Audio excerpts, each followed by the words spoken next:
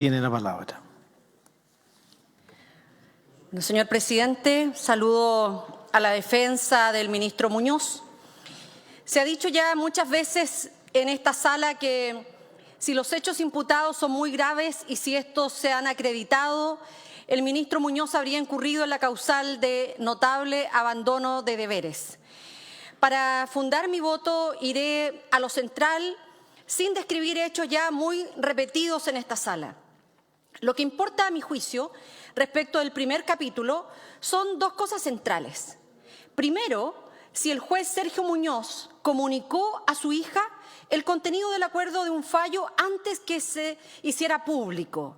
Y segundo, si una declaración jurada, único antecedente sobre el que se construye la acusación, cumple con el mínimo estándar probatorio para destituir a un juez de la República. Esto es, si al menos el contenido de esta declaración es verosímil y si quien la presta lo hizo con imparcialidad. Y respecto al capítulo 2, si el ministro Muñoz tenía el deber de ejercer funciones correccionales o disciplinarias por la falta que se atribuyó a su hija.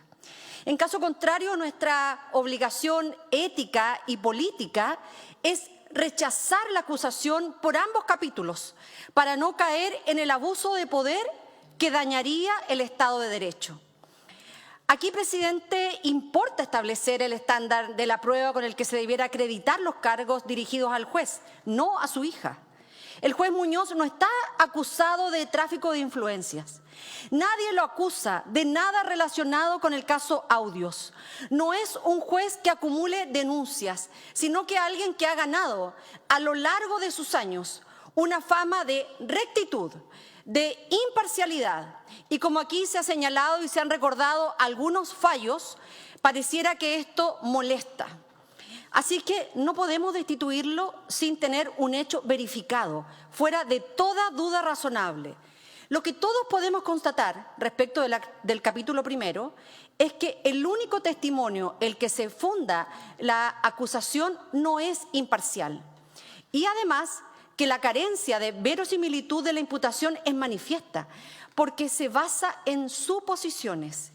El único antecedente en que se funda esta acusación es una declaración jurada ante un notario prestada por la dependiente de una empresa inmobiliaria que no acredita el ilícito imputado que efectivamente haya ocurrido. Como lo señaló la senadora Pascual, un notario no certifica que lo que declara una persona sea cierto. Solo da fe de la identidad de la persona que declara y de la fecha en que lo hizo. Tampoco interroga a la declarante con el objeto de establecer la verdad. Llama la atención que la larga declaración jurada, acompañada de las páginas 103 y 104 del libelo acusatorio, no indique el por qué la formula, ni quién le pidió formularla, ni con qué objeto la formuló. Sobre esta débil e improbable base de sustentación se afirman los acusadores. Sobre este mínimo fundamento es que tenemos que decidir. Ocurre que los parlamentarios de derecha le creen o le quieren creer a una denunciante parcial e interesada. Pero lo que aquí estamos evaluando no es la credulidad de la derecha, sino sobre hechos que ninguno de los que están en esta sala están en condiciones de probar ni demostrar pruebas. Esta es la pura verdad, presidente. Nos enfrentamos a la posibilidad de destituir a un juez por un testimonio de a oídas, por lo que alguien dijo haber escuchado por teléfono de lo que Graciel Muñoz habría escuchado que su padre dijo. Y una acusación, permítanme decir, no se puede sostener sobre una cuestión de oídas, sino en hechos que se prueban, que es lo que no existe en este caso. Me gustaría saber a quién de mis colegas le gustaría ser juzgado por lo que alguien dijo que escuchó que otro dijo cuando de esto dependiera su destitución. Y, presidente, por su intermedio, le pregunto a los colegas si alguno de ellos estaría dispuesto a que se le juzgara por lo que alguien dijo que parece que escuchó. De eso es lo que estamos hablando. Entonces, mire, no hay democracia que se pueda sostener sobre tamaña arbitrariedad. quedarían en manos de quien quisiera perjudicarnos y que se tome la molestia de pasar por una notaría. ¿Quién podría decir que actuamos con seriedad si aplicamos a otros lo que nunca aceptaríamos si se tratara de nosotros mismos o de nuestros amigos? Yo no digo que dejen de defender intereses, que queda claro en toda esta acusación. Lo que digo es que no por eso hay que sacrificar la sensatez y mucho menos la justicia a los intereses. No es pedir demasiado, me parece. Lo que yo constato es que estamos ante un juez cuya trayectoria avala honestidad e integridad, que niega acusaciones no probadas que se le imputan y no encuentro hechos comprobados que lo desmientan. Aprobar una sanción máxima sobre una base carente de veracidad y de verosimilitud sería arbitrario e injusto. Y yo no estoy dispuesta a apoyar una acusación insostenible. No lo haría aunque no conociera nada sobre el juez Muñoz y no supiera nada de lo que el país conoce en su defensa en materia de derechos humanos. Iré a lo medular del capítulo segundo. El cargo de no haber ejercido funciones correccionales incurre en gruesos errores de derecho. Este deber no existe. El ministro Sergio Muñoz no tiene atribuciones correccionales que ejercer respecto de la conducta funcionaria de su hija jueza. Solo las tiene la Corte de Apelaciones de la cual depende y la que ejerció tales atribuciones. Y en el evento que se hubiese elevado a la Corte Suprema este procedimiento, al juez Muñoz solo le habría cabido inhabilitarse. La otra imputación, la falta de denuncia, yerra en la falta de atribuir o se le atribuyó a su hija y supone el incumplimiento de un deber que tampoco existe, porque ningún juez tiene el deber de denunciar a otro, salvo que hubiera cometido un delito. Por eso mismo, porque el deber no existe, no puede ser abandonado. La función correccional que el nivel acusatorio invoca es una que le corresponde a la Corte Suprema y no a uno de los ministros que la integran. El ministro Muñoz no es la Corte Suprema, la integra, que es algo muy distinto. Cumple funciones disciplinarias participando en el tribunal pleno, no individualmente. Si el acusado hubiera intentado corregir disciplinariamente a Graciel Muñoz, habría violado la ley y la Constitución por arrogarse competencias que no tiene. Lejos de cumplir un deber, lo habría violado. Es así como se sostuviera que un miembro de la Comisión de Ética de este honorable Senado pudiera por sí y ante sí imponer sanciones. No corresponde. No me voy a referir a la conducta de Graciel Muñoz porque no es un asunto que debamos debatir aquí, porque lo único que nos puede interesar para nuestra decisión es que si hubo o no notable abandono de deberes por parte del juez Muñoz. Pero no quisiera terminar sin expresar lo siguiente, presidente.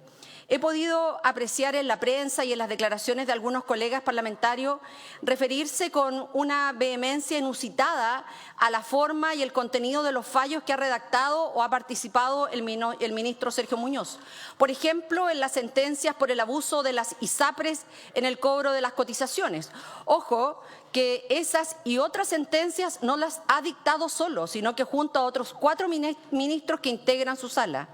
Y quiero manifestar en esto categóricamente, junto con dejar constancia en esta intervención, que si lo que puede mover a alguno de nosotros para acoger la acusación al ministro Muñoz se debe al contenido de sus fallos, lo que estaríamos haciendo es poner en juego los principios esenciales de la democracia.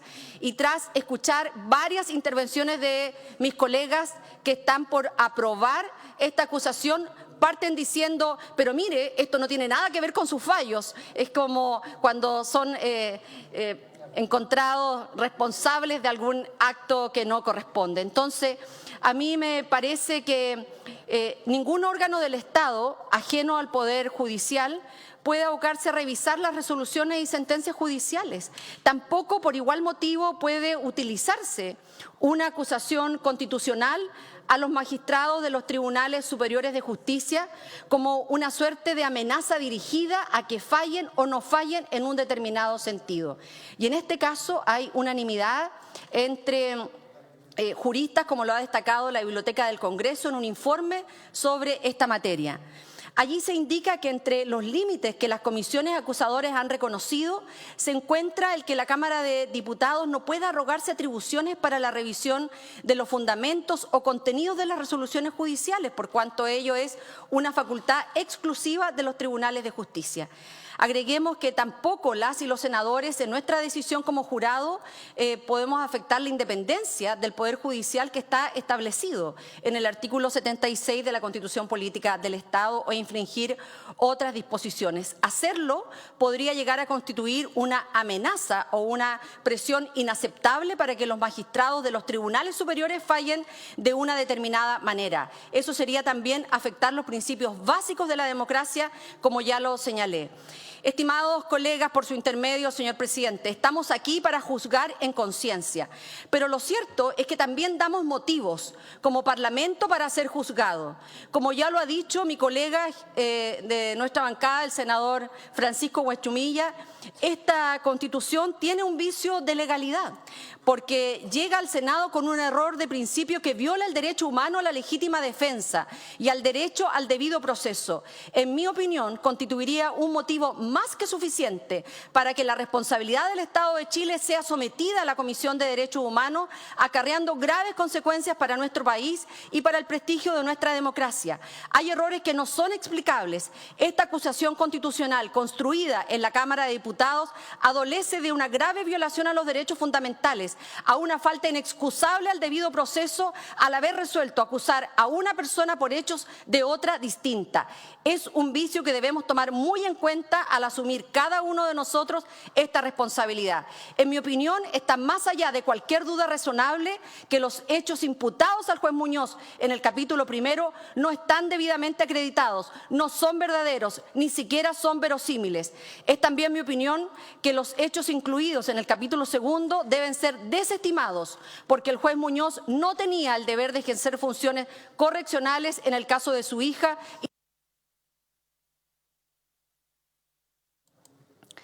Y tampoco el juez Muñoz tenía el deber de denunciar. Por todo lo expuesto, señor presidente, voto en contra de esta injusta acusación constitucional. Gracias, senadora.